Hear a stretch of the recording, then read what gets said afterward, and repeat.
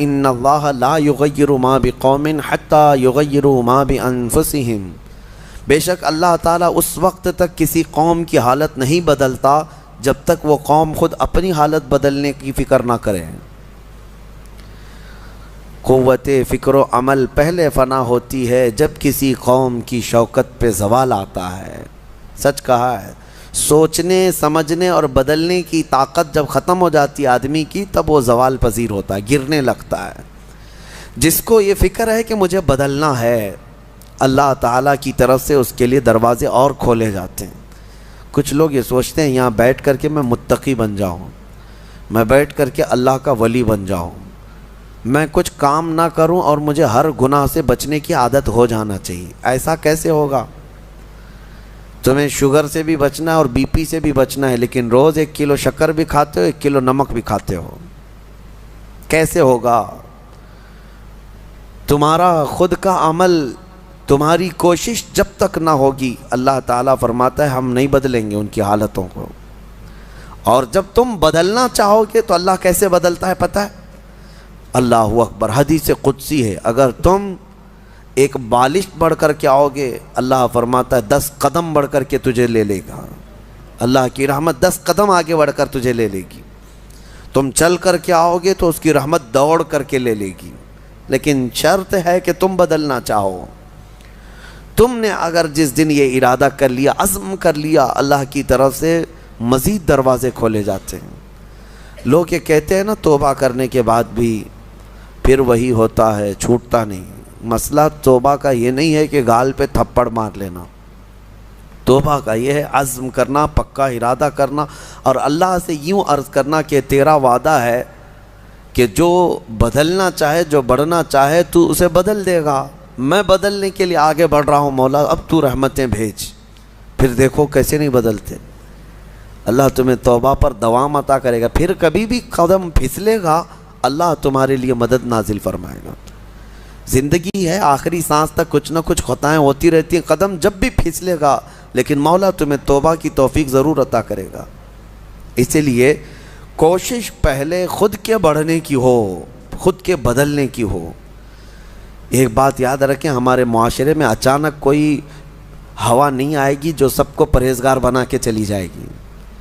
ہمارے محلے میں کبھی ایسی بارش نہیں ہو جائے گی کہ اس بارش میں جتنے بھیگ جائیں گے سب اللہ کے ولی بن جائیں گے، نہیں، پرٹیکولر ہر ایک کو بدلنے کی کوشش کرنی ہوگی، تبھی انقلاب آتا ہے۔ ایک ایک آدمی بدلنے کی سوچے اور پھر دیکھے انقلاب آتا ہے۔ ریولیوشن یوں ہی آتا ہے، لوگوں کی چینجنگ سے آتا ہے۔ میں آپ کو بتاؤں، بدلنا چاہے تو اللہ تعالیٰ کیسے بدلتا ہے۔ آپ نے سنا ہے بشر حافی کے متعلق، بغداد میں شراب کا کام کرتے تھے، شراب کا کاروبار تھا۔ ایک بار انہوں نے ایک تحریر جس میں بسم اللہ لکھی ہوئی تھی، وہ زمین پر کیچڑ میں گری ہوئی تحریر کو اٹھا کر چوم لیا اور گھر پہ لا کر اوپر رکھ دیا۔ اللہ کو یہ ادا پسند آئی، اور اس کے بعد اس زمانے میں موجود ایک بزرگ کے خواب میں میرے آقا صلی اللہ علیہ وسلم تشریف لائے اور کہا جاؤ بشر کو اللہ کا سلام پہنچاؤ، جبکہ وہ شراب کا اڈا چلاتے تھے۔ تو اس بزرگ نے یہ سوچا کہ میرا یہ وہم ہوگا، 3 دن مسلسل خواب دیکھا، اس کے بعد آ کر کے بشر سے کہا اے بشر مجھے نہیں معلوم، لیکن مسلسل 3 راتوں سے میں خواب میں رسول اللہ کو دیکھ رہا ہوں، اللہ کی طرف سے تجھے سلام پہنچانے کا حکم فرما رہے تھے۔ تو مسلمان لیکن بھٹکے ہوئے، راستہ چینج تھا۔ اسی وقت اپنے شراب خانے سے باہر نکلے، چیخ مار کر کے یوں عرض کرنے لگے مولا تو یقیناً رحیم و کریم ہے، ستار ہے، ایک بسم اللہ کے ٹکڑے کی میں نے عظمت کی اور تو رب العالمین مجھے سلام بھیجتا ہے، لیکن اتنا ہی نہیں کہ ایک سلام آیا اور پھر اس کے بعد اپنا دھندا چلتا رہا۔ بشر حافی نے عزم کر لیا تھا، ارادہ کر لیا تھا کہ پلٹ کر کے میں اپنے اڈے کو دیکھوں گا نہیں۔ وہاں سے جو نکلے ننگے پیر نکلے اور زندگی بھر ننگے پیر ہی چلتے رہے، پھر چپل پہنے ہی نہیں، کیونکہ چپل چھوڑ کر کے باہر آئے تھے اس بزرگ سے ملنے کے لیے، اسی حالت میں نکل آئے۔ تو جب کسی کا پکا ارادہ ہوتا ہے تو اب اللہ تعالیٰ نے ان کے لیے ایسے دروازے کھولے، اللہ اکبر، وہ بغداد کے قطبوں میں شمار ہوئے ہیں، قطب الاقطاب تھے، اللہ کے ولیوں میں تھے۔ اور حد تو یہ ہے کہ ایک بزرگ نے دیکھا بغداد میں ایک کتے نے راستے پر پیشاب کیا ہے، پخانہ کیا شہر کے راستے پہ۔ اس بزرگ نے فرمایا جاؤ دیکھو آج بشر حافی کا انتقال ہو گیا ہوگا۔ تو لوگ جا کر کے معلوم کیے تو صحیح میں اسی دن حضرت بشر حافی کا انتقال ہوا تھا۔ اس بزرگ سے پوچھا کہ آپ کو کیسے خبر ہوئی؟ کہا کہ جب تک بشر حافی زندہ تھے پورے بغداد کے کسی راستے پر کوئی جانور پیشاب و پخانہ نہیں کرتا تھا، اس لیے کہ وہ ننگے پیر چلا کرتے تھے۔ اللہ نے ہر راستے کو ان کے لیے پاک کر رکھا تھا۔ یہ ہے رحمت الہی، جب بدلنا چاہے بندہ مولا اس کے پیروں کو بھی چلنے کے لیے پاک راستے عطا کرتا ہے۔ میرے عزیزو، اسی لیے اعلیٰ حضرت نے ترجمہ بھی کیا کیا، اہدنا الصراط المستقیم کا، کیا اللہ تو سیدھا راستہ دکھا نہیں چلا، کیونکہ اب میں چلنے کی کوشش کر رہا ہوں، میں آ گیا ہوں، نماز میں آیا ہوں، یہ سیدھا راستہ ہی تو ہے، لیکن اب آگے اے مولا تو چلا۔ جس کی بھی یہ دعا قبول ہوئی مولا کریم اس کو آخری سانس تک ہدایت پر رکھے گا، چلائے گا۔ لیکن میرے عزیزو، بنیاد یہی ہے، قرآن کی یہ آیت ہمیں بتاتی ہے تمہاری طرف سے شروعات ہو، پھر اللہ کریم کی طرف سے رحمتیں کھل جائیں گی۔ گھر میں بیٹھ کر کے صرف لوگ جو آسان نسخے چاہتے ہیں، واٹس ایپ میں دیکھو ابھی وظیفے بھرے ہوئے ہوں گے، ہر جگہ سے انسٹا میں واٹس ایپ میں اتنے وظیفے آتے ہیں جو اللہ کے ولی بنا دیں گے 2 گھنٹے کے اندر۔ یہ پڑھنے سے وہ ہو جائے گا، وہ پڑھنے سے یہ ہو جائے گا، دوسروں کا مال کھاتے رہو اور وظیفے کرتے رہو، لوگوں کو ٹوپی ڈالتے رہو اور یہاں 100 وظیفے پڑھتے رہو۔ ان وظیفوں کا اثر نہیں ہوگا، تمہارے اندر سے تبدیلی ہو۔ حرام کھا کر کے تم 1000 بار بھی پڑھتے رہو تو تمہاری زبان سے کوئی جملہ آسمان تک نہیں جائے گا۔ تمہیں ان تمام چیزوں کو چھوڑ کر کے پھر دیکھو، آپ کو پتہ ہے محبوب الہی رحمۃ اللہ علیہ کے پاس ایک شخص آیا، کہا میری بیٹی کی شادی ہونی ہے، کچھ دے دیجئے۔ انہوں نے کہا جا باہر کچھ ڈھیلے پڑے ہوں تو لے آؤ۔ وہ 3 ڈھیلے لے آیا، آپ نے کچھ پڑھ کر کے دم کیا، لے جا اس کو۔ اس نے دیکھا ڈھیلے دیے، لیکن باہر آ کر دیکھا تو وہ سونے کے تھے۔